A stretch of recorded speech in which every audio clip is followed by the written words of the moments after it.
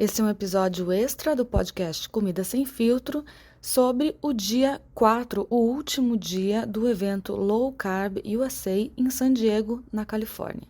E esse episódio a gente vai dedicar aos nossos amigos Rosângela e Arthur, que deveriam estar aqui com a gente, mas não puderam. Então a gente está fazendo esse resumo também para fazer com que eles se sintam parte desse evento.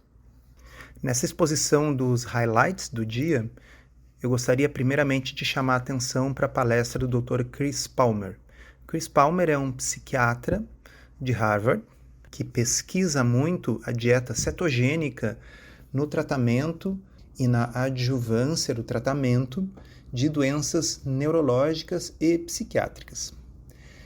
Ele fez uma apresentação sensacional, extremamente ponderada, uma apresentação que nunca foi além da evidência. Quando era especulativo, ele dizia, e ele primeiramente começou chamando atenção para o fato de que a dieta cetogênica foi desenvolvida 100 anos atrás para crianças com epilepsia. E é possível, inclusive, ganhar peso em dieta cetogênica terapêutica. E o exemplo é justamente as crianças. A ideia é que uma criança que está em crescimento esteja em balanço calórico positivo. Portanto, não vamos confundir a low carb para perda de peso com a dieta cetogênica terapêutica, que, como nós vamos ver, é uma coisa bem diferente e bem mais restritiva. Bom, o que é a dieta cetogênica terapêutica? Ela é uma dieta que mimetiza a situação do jejum, ou seja, do ponto de vista metabólico, ela é muito parecida com o jejum. Lá nos anos 20 do século passado, 1920 por aí, já se sabia, tinha se observado que o jejum prolongado produzia remissão temporária dos episódios de epilepsia em crianças que tinham a forma grave dessa doença. No entanto, quando elas voltavam a comer, a situação voltava de novo, a doença retornava. E aí, na época, se levantou a hipótese de que talvez fosse a situação metabólica de estar usando praticamente só gordura como fonte de energia, que é o que acontece no jejum prolongado, que tivesse produzindo os efeitos terapêuticos. Então se imaginou uma dieta que fosse basicamente gordura. Essa é a dieta cetogênica terapêutica original, conhecida como 4:1. O que é 4:1? 4:1 é 4 gramas de gordura para cada 1 grama do resto, que é basicamente proteína e o mínimo possível de carboidrato. Como a gordura tem mais do que o dobro das calorias, das proteínas e dos carboidratos, ter 4:1 de gordura para proteína significa ter 90% das calorias na forma de gordura. Então, aquela dieta cetogênica que se faz para emagrecimento, na qual você come um filé, come um peixe com vegetais refogados e tal, ela é excelente para a saúde, ela é excelente para a perda de peso, mas não é isso que nós estamos falando no manejo da epilepsia e, por extensão, naquilo que está sendo hoje em dia pesquisado nas doenças neuropsiquiátricas. A dieta cetogênica terapêutica clássica, ela tem tudo pesado e medido, porque ela tem que ter essa proporção de 4:1 ou pelo menos de 3:1 de gordura para proteína. A principal mensagem é o seguinte: isso não é o tipo de coisa que as pessoas devem tentar ficar fazendo em casa.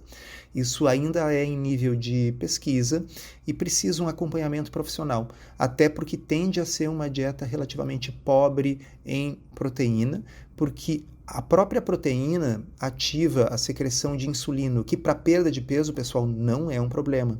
Mas essa pequena quantidade de secreção de insulina estimulada pela proteína, às vezes é suficiente para diminuir a produção de corpos cetônicos. Corpos cetônicos esses que não são necessários para o emagrecimento, mas que estão por trás dos efeitos terapêuticos neurológicos desse tipo de abordagem. Existe a dieta Atkins modificada, que foi implementada na Johns Hopkins, lá no Charlie Foundation. E aqui abro um parênteses, quem não assistiu ainda, procure na internet, procure encontrar o filme Pela Vida do Meu Filho, que é um filme com a Meryl Streep, que conta a história do Charlie, né, uma criança que tinha uma epilepsia grave, intratável, e, enfim, que Os pais acabaram descobrindo que existia essa possibilidade da dieta cetogênica terapêutica depois de pularem de médico em médico, e foi em função desse menino que foi estabelecido a Charlie Foundation lá na Johns Hopkins para não apenas oferecer esse tipo de tratamento para as crianças, mas disseminar informações sobre o assunto e realizar pesquisas. É importante deixar claro que para a epilepsia isso não é nada experimental, é um tratamento clássico. A cetogênica terapêutica tem uma série de efeitos do ponto de vista de neurotransmissores, e aqui vai ficar um pouquinho técnico para o pessoal da área da saúde especialmente, mas é com aumento do GABA, redução do glutamato, aumento da adenosina e mudanças nos canais iônicos dos neurônios. Também comprovadamente reduz inflamação no cérebro, e hoje a gente sabe que várias doenças psiquiátricas, incluindo depressão, transtorno bipolar e esquizofrenia, estão relacionadas com inflamação no cérebro. E a dieta cetogênica clássica também aumenta a autofagia e a ativação das sirtuínas, que estão, por sua vez, relacionadas até mesmo com longevidade. Outra área que tem sido muito estudada a dieta cetogênica é o Alzheimer. Se a gente for avaliar os fatores de risco para o desenvolvimento da doença de Alzheimer, diabetes, obesidade, doença cardiovascular, sedentarismo, sono ruim, depressão, fica claro que aparentemente poderia haver um papel para uma estratégia que reduz todas essas coisas, como a low carb, ajudar a prevenir a doença. Mas o fato é que nós não sabemos, porque o tipo de estudo que teria que ser realizado para confirmar ou não essa hipótese é praticamente impossível de fazer, porque é uma característica dos seres humanos que eles normalmente não aderem por muito longo prazo a nenhuma estratégia de estilo de vida, e a gente precisaria ter um estudo randomizado com duração de décadas, nas quais um grupo adotasse esse tipo de intervenção de estilo de vida e outro fosse o grupo controle. Mas como a gente sabe, de observar os estudos de low carb para outras coisas, para diabetes, para perda de peso, normalmente em 2 anos boa parte das pessoas já está caindo fora do trem, né? Existem 3 modelos animais que são altamente sugestivos de que a dieta cetogênica possa ser útil na doença de Alzheimer. Mas o Dr. Chris Palmer, volta e meia, falava um alerta que eu quero transmitir para vocês. Não adianta, depois que a pessoa já teve morte neuronal, que já está no Alzheimer avançado, querer colocar a pessoa numa dieta cetogênica tendo a expectativa de que ela vai melhorar muito, porque o neurônio que morreu, morreu. Então, os estudos atuais estão se focando em Alzheimer inicial. A ideia é tentar preservar a função que ainda existe e retardar a evolução. Então a gente tem que ser realista, não é uma bala de prata que vai curar a doença. E ele cita um estudo de 2013 que tinha 23 pessoas com Alzheimer inicial, que foram colocadas em dieta cetogênica, e o nível de cetonas que se atingiam no sangue se correlacionou com a melhora nos scores da doença. E também um outro estudo em que 26 pacientes foram randomizados para a cetogênica ou low fat, e houve uma melhora maior nos sintomas no grupo da dieta cetogênica. No entanto, é importante também salientar, para a gente poder manejar as expectativas, que são melhoras numéricas em scores de função cognitiva. Não é que a pessoa estava completamente mal e ficou completamente bem. Então a gente tem que ter uma ideia de que são resultados modestos. E ele foi muito enfático quando ele falou assim: vocês não vão sair dessa palestra e chegarem lá para a avó, para o vô de vocês, dizendo: olha, agora todo mundo em cetogênica, porque a cetogênica vai curar o Alzheimer de vocês. Bora mudar a dieta para uma pessoa idosa que já está com um monte de problema de saúde, né? Ele foi muito cuidadoso falando o que são os experimentos e o que são as evidências. É isso aí. Depois ele começou a falar mais sobre doença mental propriamente dita, sobre as doenças psiquiátricas. E a primeira coisa que ele deixou claro é que as doenças psiquiátricas são biopsicossociais. Então, nós temos fatores biológicos que incluem genética, incluem inflamação, etc. Sim, mas nós temos fatores puramente psicológicos. o nível de estresse ou se houve bullying durante a infância e a adolescência, a questão do ambiente familiar, né? E aí entra o aspecto social também, pobreza, insegurança, violência, tudo isso impacta. Então, obviamente, a gente não pode desconsiderar esses fatores e se focar apenas no metabolismo. Mas ele diz que há muita evidência de que o metabolismo tem a ver. Ele deu vários exemplos. A obesidade é um fator de risco para doenças psiquiátricas. O consumo de junk food, de comida processada, está associado com um risco 25% maior de depressão. E vejam a palavra que eu estou usando, pessoal, associada, porque não são ensaios clínicos randomizados. Eu não posso dizer que o junk food é a causa das doenças psiquiátricas, porque olha como é difícil a gente separar essas coisas. O junk food é mais barato. Então, a gente pode ter o quê? O consumo excessivo de junk food associado com problemas sociais maiores, tá certo? Diabetes é um fator de risco. O diabetes, por exemplo, dobra o risco de depressão e a depressão no diabético dura 4 vezes mais. Então, não há nenhuma dúvida que há uma associação, né, de fatores metabólicos. Doença cardiovascular é um fator de risco, aumenta em 50% a 100% o risco de desenvolver depressão. E aí ele até comentou, bom, vocês podem pensar o seguinte, claro, é super desagradável estar com doença cardiovascular e talvez a pessoa infarta e fica deprimida. Ele disse, mas os estudos mostram que a depressão precede os eventos, precede o infarto, precede o diagnóstico da insuficiência cardíaca, por exemplo. Ao mesmo tempo, ele cita outros estudos que mostram que doença mental ela está associada com uma grande redução da expectativa de vida. E não por suicídio. Claro, o suicídio é mais comum em doença mental. Mas os pacientes com doença mental, aqui eu estou querendo falar de doença psiquiátrica, pacientes com depressão, transtorno bipolar, esquizofrenia, eles têm uma diminuição da expectativa de vida por doença cardiovascular, por câncer, por diabetes e por Alzheimer. Então vocês veem que há uma sobreposição grande entre doença psiquiátrica e doença metabólica. E aí, quanto à questão do uso da dieta cetogênica para doenças psiquiátricas, ele diz assim, olha, como é que a gente tem que pensar? Nós não temos ensaios clínicos randomizados de low carb para doenças psiquiátricas. Até existe alguma coisa em andamento, mas o fato é que nós não temos. Nós temos relatos de caso, inclusive 3 desses relatos de casos são publicações do próprio Dr. Palmer. E nós temos estudos em que a dieta cetogênica foi usada para outra coisa, como perda de peso e diabetes, e nos quais houve uma análise secundária sobre a questão do impacto em doenças psiquiátricas e há uma sugestão de benefício. Então, nós não temos ainda o nível de evidência que seria ideal.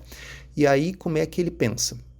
Ele pensa assim, a dieta cetogênica é comprovadamente eficaz para a epilepsia. A maior parte dos tratamentos para epilepsia são rotineiramente usados para problemas psiquiátricos. Tem várias drogas que são usadas para transtorno bipolar, para depressão, que são anticonvulsivantes. E o uso off-label de medicações em psiquiatria é extremamente frequente. Vários dos remédios que são usados, como eu disse, no tratamento de doenças psiquiátricas, na bula consta apenas a indicação anticonvulsivante. O uso deles em doenças psiquiátricas é off-label. Então ele diz assim, o uso da cetogênica no tratamento de doenças psiquiátricas seria mais um uso off-label de um tratamento para epilepsia em doença mental resistente. É importante que esses pacientes tenham a oportunidade de usar a medicação. Se eles não respondem, aí pode-se utilizar uma cetogênica terapêutica, e a cetogênica terapêutica, como ele disse lá no início, ela é bem mais restritiva e normalmente precisa do acompanhamento de profissionais de saúde, tanto para sua prescrição como para sua segurança. Claro que ele disse assim, obviamente eu suspeito que eliminar junk food, eliminar fast food, eliminar alimentos ultraprocessados só vai ser benéfico para a saúde geral do paciente e, em sendo benéfico do ponto de vista metabólico, obviamente tem alta chance de ajudar nas doenças psiquiátricas. Mas é importante deixar claro que, se houver um caso severo de doença psiquiátrica refratária ao tratamento, a cetogênica que está se falando é aquela 4:1, que precisa pesar e medir as coisas e ser prescrito por um nutricionista que tem experiência com isso. Um outro palestrante pelo qual eu estava esperando ansiosamente era o Dr. Stephen Phinney. E o Stephen Phinney é um ícone na área. O Stephen Phinney publicou pela primeira vez sobre dieta cetogênica em 1980, quando ninguém estava falando nisso. E ele já estava pesquisando isso em ensaio clínico randomizado com atletas. Então, ele não apenas é um pioneiro na pesquisa moderna sobre dieta cetogênica, mas ele também é um dos fundadores do Virta Health. E vocês que nos acompanham aqui sabem o impacto importantíssimo que a Virta tem tido, não só como uma empresa que utiliza uma metodologia de atendimento e controle remoto de pacientes diabéticos tipo 2 com dieta cetogênica, mas o Virta tem feito uma série de publicações de alto impacto na literatura, mostrando a eficiência, a eficácia da abordagem cetogênica para a remissão do diabetes tipo 2, mostrando que não tem impactos ruins do ponto de vista de risco cardiovascular, mostrando que não tem impactos ruins do ponto de vista de inflamação. Então, muitos dos estudos que a gente tem nos últimos anos são produtos do Virta, que é uma empresa que o Stephen Phinney ajudou a fundar. Algumas coisas que ele colocou que eu acho que vale a pena a gente pontuar aqui. A cetoadaptação, a adaptação do organismo ao estado de cetose, leva de várias semanas a até meses e pode ser perdido em poucos dias. Então, para aqueles pacientes nos quais os benefícios vêm da cetogênica, que não é todo mundo, tá, pessoal? A gente não custa sempre repetir. É possível perder peso sem estar em cetose. Tem pacientes em cetose que, como o Dr. Chris Palmer falou, ganham peso. Então, que fique claro isso. Mas aqui agora nós estamos falando de cetogênica. Então, a adaptação leva tempo e é mais tempo, às vezes, do que as pessoas imaginam. Que o estado de cetose reduz o estresse oxidativo. Que existem efeitos epigenéticos dos corpos cetônicos sobre a deacetilase das estonas. Isso é mais para quem é da área da saúde, mas isso é uma coisa que está associado com bons desfechos biológicos em modelos animais, em modelos celulares. Bloqueia o inflamassomo NLRP3, que é um ponto crucial da inflamação. Então, eu comento isso porque vocês vão ouvir muitas vezes que carne é inflamatório, leite é inflamatório, comer produtos de origem animal é inflamatório. E existe grande quantidade de estudos, muitos deles com envolvimento do Phinney, mostrando o contrário, que uma dieta cetogênica é anti-inflamatória. E o que acontece? A inflamação ela é um elo que parece ligar a obesidade a uma série de doenças metabólicas. Então, existem estudos. Foi uma apresentação recheada de slides de estudos. Então, tem vários estudos mostrando que existe, não é novidade, né, que a inflamação está associada a várias doenças metabólicas, mas é interessante pensar que esse possa ser um dos grandes elos que une a obesidade a doenças metabólicas. E a gente tem na cetogênica uma alternativa para reduzir a inflamação. Então, não apenas o emagrecimento, mas talvez seja esse efeito direto da cetose que diminua a inflamação. Ele fez uma análise um pouco mais detalhada de um estudo de 2009, no qual ele é um coautor, que é um estudo famoso para quem estuda a área. É um estudo que eu tenho slide dele em aulas, né?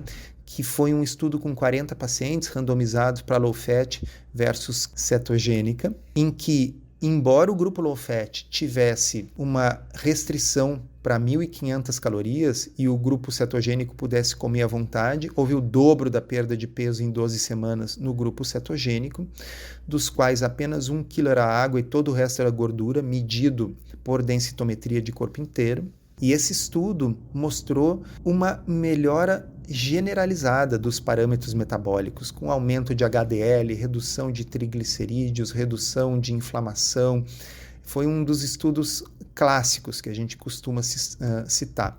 Uma das coisas interessantes é que, embora o grupo cetogênico tenha consumido o dobro da gordura saturada que o grupo low fat, mais especificamente o grupo low fat consumiu 12 gramas de gordura saturada por dia, enquanto o grupo da cetogênica consumiu 36, havia muito menos gordura saturada no sangue do grupo que fez cetogênica.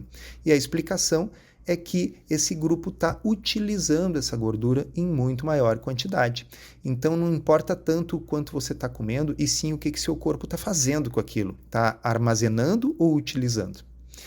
Um detalhe muito interessante é que esse estudo de 2009 usou 14 biomarcadores diferentes de inflamação. Nenhum deles foi melhor na low fat, mas 7 foram melhores no grupo da cetogênica. Interessantemente, a proteína C reativa foi um dos que foi igual entre os grupos, ele não baixou em 12 semanas. E é interessante citar isso, porque volta e meia algum estudo questiona se a low carb realmente é anti-inflamatória, porque a proteína C reativa não diminuiu. É que a proteína C reativa leva muitos meses para diminuir, mas existem muitos outros marcadores. Então, repito, de 14 biomarcadores de inflamação medidos, 7 ficaram iguais em 12 semanas entre os dois grupos, mas 7 foram melhores na cetogênica, nenhum foi melhor na low fat. Então, não é dizer que a cetogênica é a melhor coisa do mundo. Eu mesmo não faço cetogênica, eu faço low carb, eu não meço corpos cetônicos, mas, a bem da verdade científica, a cetogênica é anti-inflamatória. Claro que ele não podia deixar de falar dos dados do Virta. Houve 55% de reversão do diabetes tipo 2 em 2 anos, que eles classificam como tendo a hemoglobina glicada em níveis abaixo de diabetes, com a suspensão de todos os remédios, com exceção da metformina. Embora o LDL tenha subido no estudo do Virta, lógico, em dieta cetogênica o LDL tende a subir, mas houve 12% de redução do risco cardiovascular, medido por calculadora de risco cardiovascular, a despeito disso. Por quê? Porque o LDL é apenas um dos componentes do risco. As pessoas deixam de ser diabéticas, deixam de ser hipertensas, emagrecem, é claro que o risco diminui. A proteína C reativa melhorou no estudo do Virta, mas nós estamos falando uma melhora depois de um ano. Nos primeiros 70 dias não melhorou, e por isso que estudos curtos às vezes não mostram esse efeito na proteína C reativa. E no Virta, um estudo publicado em 2020, de 16 biomarcadores de inflamação, 14 melhoraram entre primeiro e segundo anos. Então não resta dúvida que há sim um efeito anti-inflamatório. E é interessante mencionar que a estatina, ela melhora a proteína C reativa, mas é só a proteína C reativa, não melhora os outros biomarcadores. Então a gente sabe que as estatinas têm um efeito anti-inflamatório, mas o efeito anti-inflamatório da cetogênica parece ser bem superior. E por fim ele colocou um slide muito interessante que eu gostaria de comentar para vocês. É comum que em qualquer estratégia de perda de peso, depois de um tempo, haja algum grau de reganho, o que naturalmente está relacionado ao fato de que as pessoas têm dificuldade de manter as estratégias no longo prazo. Então ele colocou comparando vários estudos com diferentes estratégias, e o que a gente vê é o seguinte: no estudo do Virta, com cetogênica, até há algum grau de reganho, mas ele é muito menor do que o reganho dos demais estudos comparativos. Então, um dos que ele colocou, por exemplo, é o estudo DIRECT, do Roy Taylor, que vocês vão lembrar, é aquele estudo feito no Reino Unido que colocou diabetes tipo 2 em remissão com uma dieta à base de shakes de muito baixa caloria, era 800 calorias por dia. Então, até a redução do peso e a redução da hemoglobina glicada foram mais acentuadas no estudo esse do shake do que no estudo do Virta com cetogênica.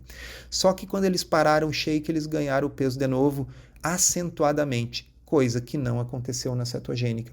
Então não basta a gente ter alguma coisa que é super eficiente em 3 meses, nós temos que ter uma estratégia que possa ser mantida no longo prazo. E eu desafio vocês a ficar tomando shakes o resto da vida. Aliás, nem desafio, porque isso seria uma loucura, né? Outra coisa legal é que o Finney foi um dos primeiros, lá nos anos 80, a identificar que era importante repor eletrólitos em dieta cetogênica. O que eu quero dizer por eletrólitos? Sódio e potássio. Que o sódio tinha que ser em torno de 5 gramas por dia e é, segundo ele, o calcanhar de Aquiles da dieta cetogênica se as pessoas não souberem disso. Então, cabe aos profissionais de saúde, cabe a nós informar quem vai fazer uma low carb, very low carb, que precisa aumentar o sal, mas é importante também que vocês que estão nos ouvindo saibam disso. Isso ajuda a evitar muito da tal, entre aspas, gripe low carb ou gripe keto. E quanto ao potássio? O potássio, se vocês consumirem uma boa quantidade de vegetais, legumes, o potássio está garantido. Então, é um dos problemas das dietas muito carnívoras, nas quais, eventualmente, esse potássio vai ter que ser suplementado. Mas, numa dieta low carb normal, não há necessidade, porque existe amplo consumo de vegetais. E antes de encerrar, acho que vale a pena comentar a surpresa que aconteceu no final. Teve um painel com os palestrantes, alguns dos palestrantes da semana, entre eles estava o Dr. Eric Westman, para quem você fez uma pergunta a respeito do conceito de ecologia nutricional, Protein Leverage Hypothesis, e o Dr. Eric foi responder, mas antes de responder, ele primeiro fez um reconhecimento público para o Dr. Souto, que estava participando do Brasil. Ele falou que ele é um dos médicos mais notáveis e respeitáveis na low carb no Brasil e foi aplaudido por todo mundo. Foi bem legal. E como é que foi isso, essa surpresa? Nossa, foi completamente inesperado e é uma dessas situações emocionantes mesmo, porque eu falei para o Dr. Eric depois, eu fui falar com ele em particular, agradecer e dizer, olha, o primeiro livro de low carb que eu li 10 anos atrás foi o livro do Taubes, Por que Engordamos, mas o segundo era justamente dele e do Finney, que é um livro que não está traduzido para o português, que é o The New Atkins for the New You. Então eu disse para ele, olha, vocês dois que estavam no painel são muito responsáveis por toda a sequência de eventos que se passou comigo na low carb brasileira aí nos últimos 10 anos. Então é super emocionante, né, saber que ele sabe que eu existo. Não só sabe como reconhece, e vou contar para vocês o que ele falou lá nos bastidores, incentivou o Dr. Souto a publicar o livro dele o mais rápido possível, justamente por não ter tanto material assim em português. Então, mais aí uma pessoa esperando o livro, Dr. Eric Westman. Terá que sair, né? Pessoal, antes que ela fale mais coisas, eu vou encerrando. Agradecendo a audiência de todos. Se vocês gostaram, divulguem esse episódio. E a partir da semana que vem, a gente volta com os nossos episódios regulares, toda a segunda-feira. Até mais.